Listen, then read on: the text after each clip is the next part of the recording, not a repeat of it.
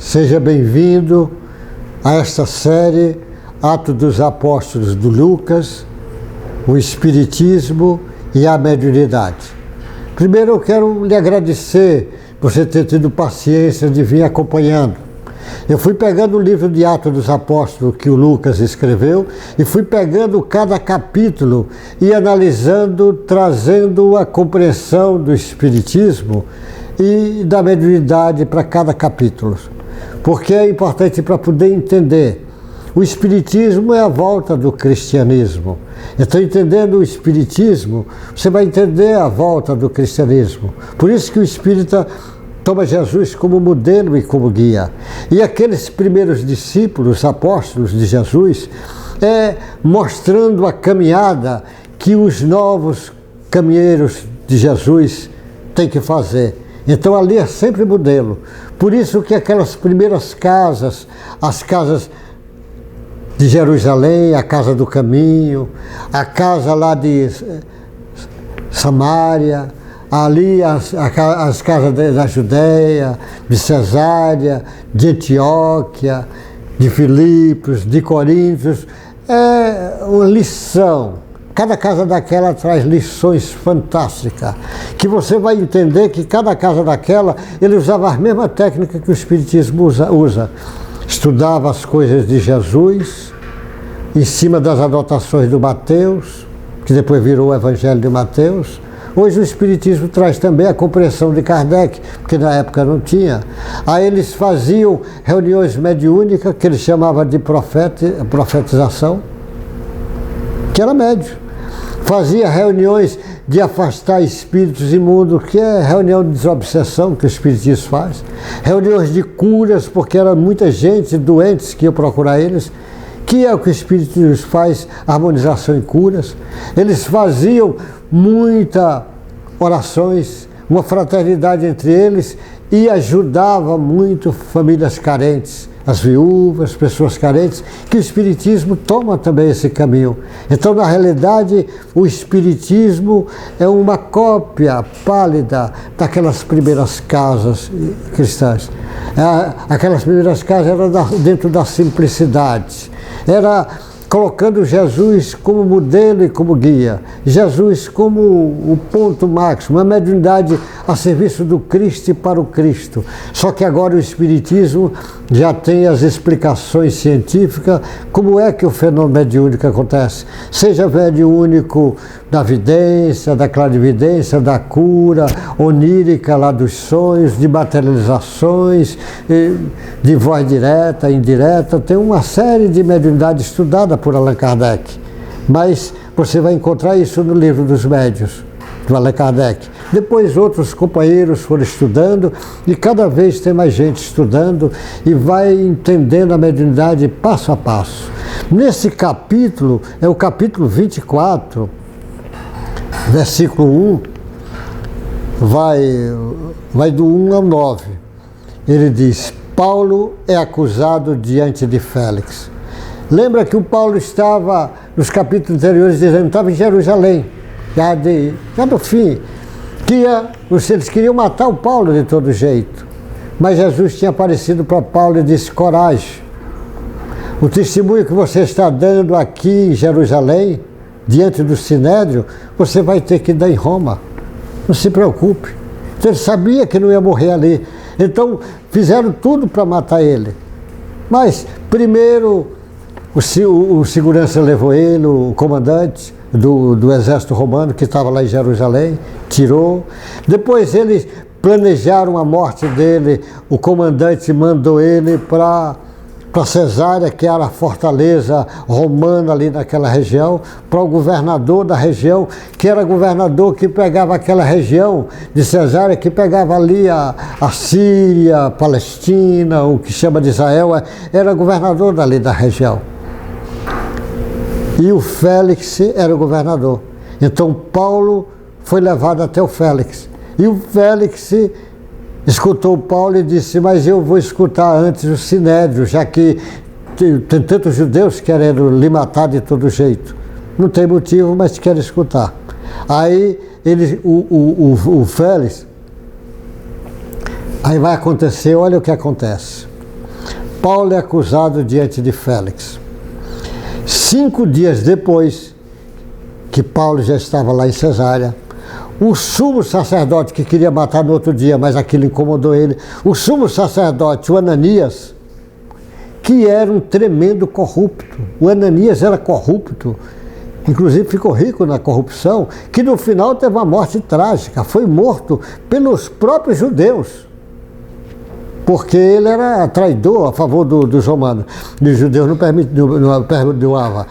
5 dias depois, o sumo sacerdote Ananias foi até Cesárea com alguns anciões e com certo orador chamado Tértulo. Ele pegou o maior orador que eles tinham lá, chamado Tértulo, e levou para acusar o Paulo. Os quais apresentaram ao governador a sua acusação contra o Paulo. Depois que Paulo foi chamado, Tértulo passou a acusá-lo, dizendo, olha o Tértulo falando. Ele vai falar, tá o grupo do Sinédrio, mas lá em Cesárea, diante do governador Félix.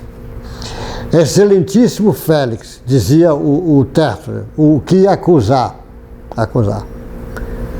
Tendo nós desfrutado da paz perene por meio do Senhor e tendo sido feitas por seu providente cuidado, notáveis reformas em benefício desse povo.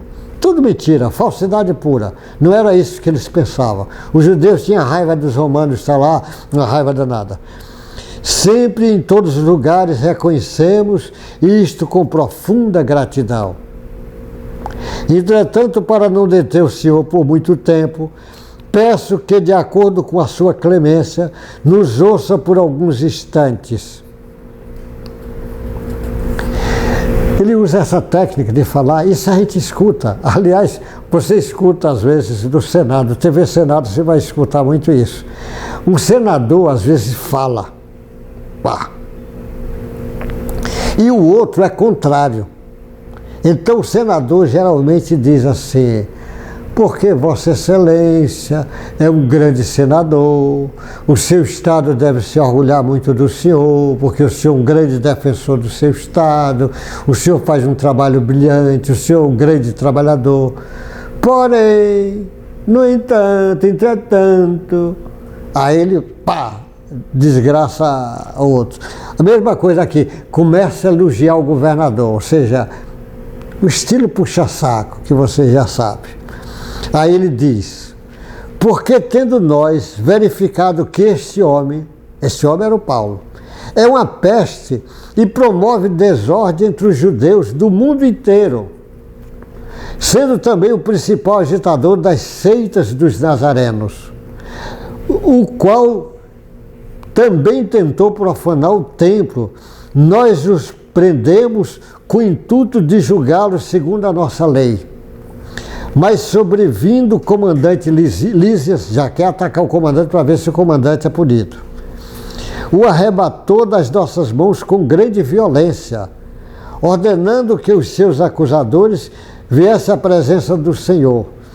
Se o interrogar, o Senhor mesmo poderá tomar conhecimento de todas as coisas que nós acusamos. Os judeus também concordam na acusação, afirmando que essas coisas eram assim. Olha como é que ele vai fazer uma acusação tremenda para Paulo. E eles levaram esse moço que era um orador de mão cheia. Aliás, orador, você costuma ver às vezes oradores bons, mas a falsidade pura. É preciso falar com o coração. Você olha, por exemplo, o Chico falando, tem discos do Chico, fitas, você vê que ele fala com o coração. Não é frases de efeito, é com o coração. Aquela vai dizendo. Então esse aqui falava querendo só acusar. Está em cima do entendimento que não entendeu a essência religiosa. Aí ele diz, mas esse homem vai vai acusando em tudo quanto é igrejas, porque o Paulo, todo lugar que ele passava, onde tinha sinagoga, ele falava. Porque a sinagoga permitia, ele entrava lá e falava das coisas da sinagoga, e mostrava como foi ele, mostrava que ele era um perseguidor dos cristãos, mostrava que Jesus aparece para ele, mostrava que ele mudou e que agora ele passa a ser um grande defensor do Cristo. Mas ele mostrava também que no Velho Testamento todos os profetas apontavam na direção do Cristo e ele estava falando do Cristo. E o próprio Cristo depois diz, depois eu mandarei o Consolador prometido relembrar tudo que eu tenho ensinado.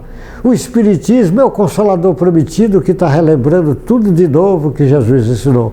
Então você vai ver, o Paulo é acusado diante do Félix, mas o mesmo Paulo que está sendo acusado diante do Félix, que é o governador, o Félix escuta tudo, está vendo o que eles estão dizendo, fazendo acusações. Está fazendo acusações que ele é contra César, é contra o templo, contra as leis de Moisés, está profanando o templo, vai fazendo acusações política, cultural, religiosa. E aí, continua, aí ele escreveu nesse mesmo capítulo, você vê que o Paulo escreve, Paulo apresenta a sua defesa, que é assim que o Lucas escreve. E olha como é que a coisa vai desenrolar nesse momento. Quando o governador fez sinal para que Paulo falasse, ele disse, Jesus disse que o Paulo ia testemunhar lá nos Romanos. Ele disse, sabendo que há muitos anos o Senhor é juiz desta nação, porque o governador é o juiz dessa nação, sinto-me à vontade para me defender. O Senhor mesmo pode verificar que não se passaram mais de 12 dias desde que fui a Jerusalém para adorar a Deus. Ele diz, eu fui adorar a Deus. Tem 12 dias só. E que não me acharam no templo discutindo com ninguém, nem agitando o povo, fosse nas sinagogas ou na cidade. Nem pode provar diante do Senhor as acusações que agora fazem contra mim. Porém, confesso ao Senhor que, segundo o caminho a que chamam seita, assim eu sirvo a Deus dos nossos pais, acreditando em todas as coisas que concordam com a lei e os escritos dos profetas, tendo esperança em Deus, como também este as tem, de que haverá ressurreição, tanto de justos como dos injustos. Por isso também me esforço para ter sempre uma consciência pura diante de Deus e dos homens. Depois de anos, vim trazer donativo para o meu povo, também fazer as oferendas. Foi nesta prática que alguns judeus da província da Ásia me encontraram já purificado no templo, e sem ajuntamento do povo e sem tumulto, os que deviam comparecer diante do Senhor e fazer as suas acusações, se tivesse alguma coisa contra mim. Ou então que esses homens que estão aqui diga que crime acharam em mim por ocasião do meu comparecimento diante do Sinédrio. Salve essas palavras que clamei, estando entre eles, hoje estou sendo julgado por vocês por causa da ressurreição dos mortos. Ele sabia que isso era importante para os judeus ali. Então Félix, conhecendo mais acuradamente as coisas relacionadas com o caminho, adiou a causa dizendo, quando chegar o comandante Lísias, tomarei uma decisão a respeito do caso de vocês, ele disse para os caras do Sinédrio. E ordenou ao centurião que conservasse Paulo na prisão, tratando com tolerância e impedindo que seus próprios o servissem. Impedindo que os seus próprios servissem. Você veja, eles pensavam que iam destruir o Paulo, mas o Paulo, numa defesa fantástica, deixa eles numa situação difícil, porque ele vai destruindo, vai dizer que não era nada daquilo. Não adiantou ver aquele orador, o Tertúlio, porque a verdade vai sempre prevalecer. Por isso que Jesus disse, busca a verdade, conhece a verdade vai nos libertar. Por isso que as pessoas às vezes querem entender da espiritualidade sem discutir o espírito. Querem entender comunicação espiritual sem entender de perispírito, sem entender os mecanismos que isso acontece, como é que esse movimento acontece, a fisiologia desse movimento. Por isso que eles querem discutir sobre Cristo e olhando Cristo como se fosse algo distante. E na realidade, Cristo é nosso irmão. Jesus é nosso irmão. E ele até define o Pai, o Deus é nosso Pai, é o que ele está dizendo. O reino de Deus não está aqui, acolá, está dentro de cada um de nós. Então, Jesus vem aqui para acordar o Cristo que está dentro de cada um de nós. Esse livro, Atos dos Apóstolos, é um livro que você, a proporção que foi entendendo, vai compreendendo o fenômeno mediúnico. Olha o Paulo como estava mediunizado naquele momento que estava falando. E na realidade o Tertúlio estava também, mas a mediunidade a serviço das trevas. E o Paulo estava a mediunidade a serviço do Cristo, porque é o próprio Cristo que tinha aparecido para o Paulo e dito que ele, aquele testemunho que estava dando diante do Sinédrio, ele ia ter que dar em Roma. Por isso que ele tivesse coragem, por isso que ele estava sereno, aguardando o momento certo. E ele estava preso, mas sereno. Meu irmão, essas lições nós vamos continuar nesse livro que é fantástico, mas é um fantástico muito mais fácil de você entender se você conhece o Espiritismo, sobretudo o Livro dos Médiuns. Um livro também muito fantástico para você entender isso é o livro Paulo Estevão, do Chico Xavier, psicografado por Emmanuel. Se você não leu, leia. Leia para você ver quanto esclarecimento te dará nesse livro Paulo Estevão, o Livro dos Médiuns. Deus te guarde, boa sorte e até o próximo encontro. Boa sorte, meu irmão.